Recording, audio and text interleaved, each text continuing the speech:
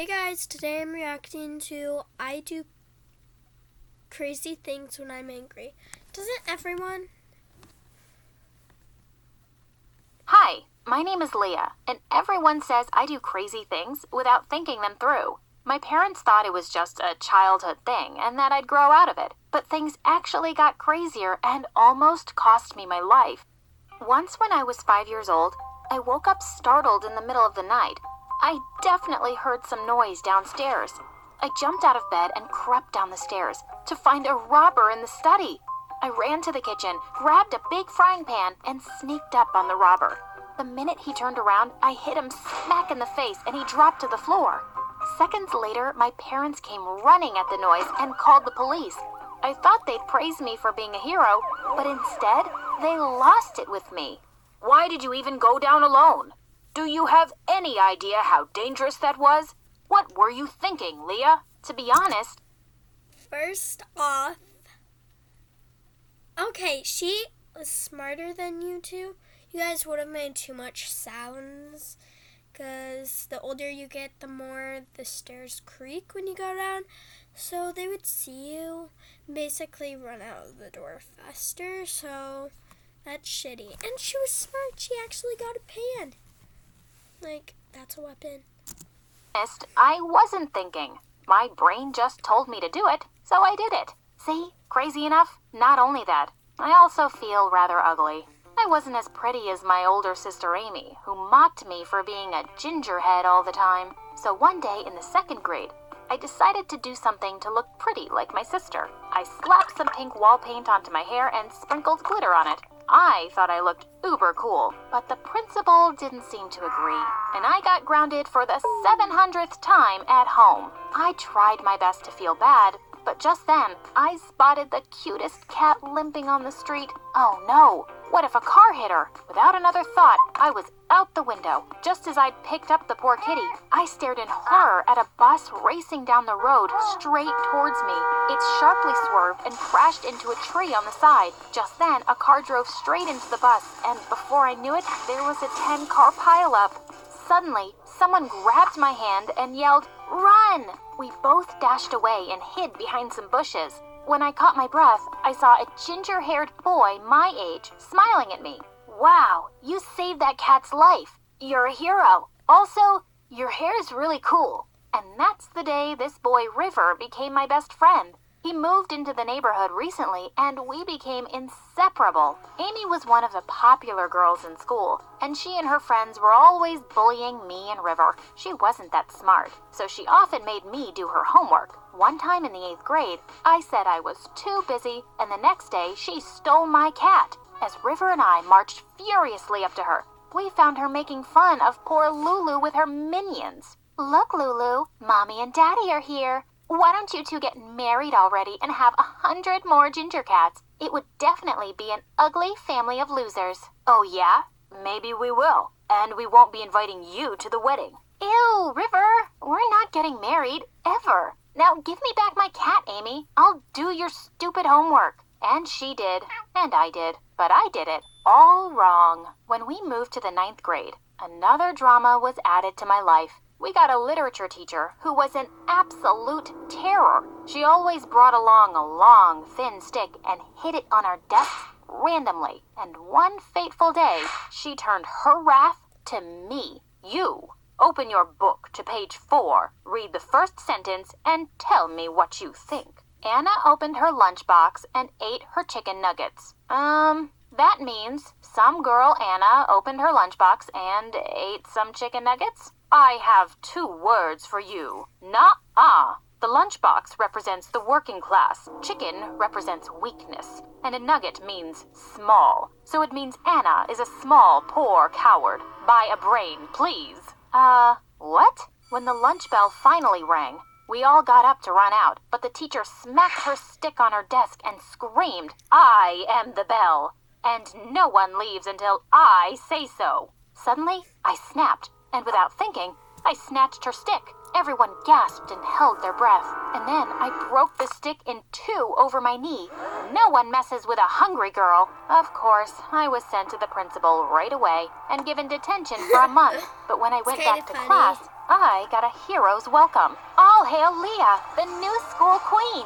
River picked me up and twirled me around. Then he looked into my eyes and said, Leah, you're amazing. You've always been the coolest girl I've ever known. And with that, he suddenly kissed me. My head was spinning with shock as everyone around us cheered. What just happened? I didn't have the heart to reject him in front of everyone, so I just kissed him back and smiled. Gosh, I never knew he liked me.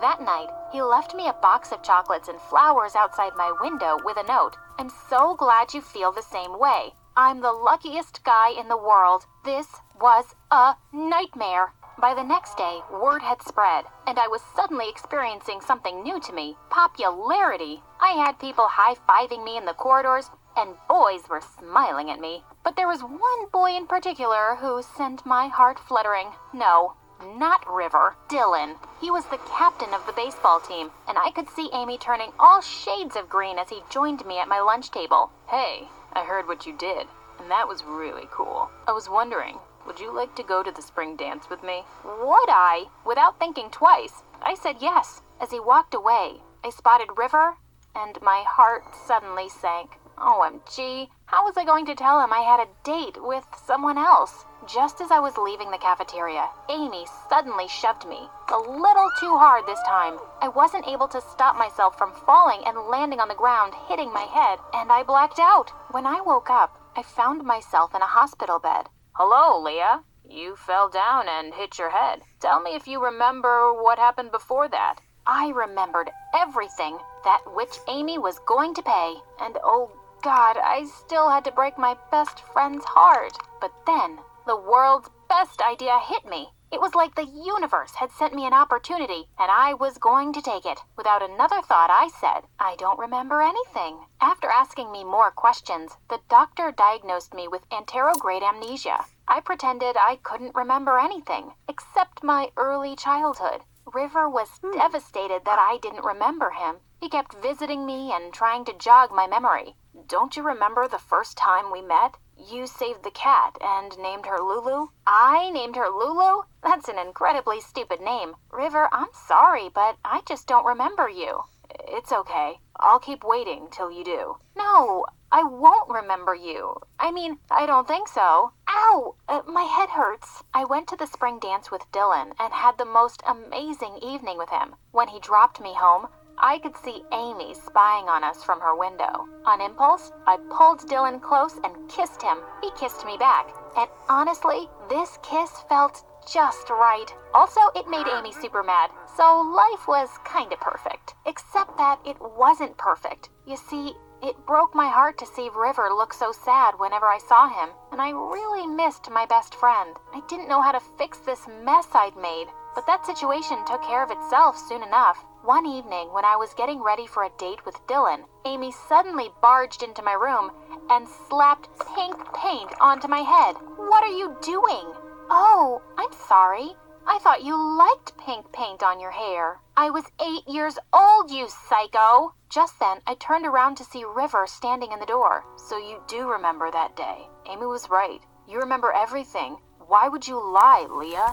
The act was up, and I broke down. Because I don't love you the way you love me, River. You're my best friend, and I couldn't bear to break your heart. River just stared at me in shock, then turned away abruptly and left. He completely ignored me at school and wouldn't respond to any texts, and I felt like I'd lost my best friend forever.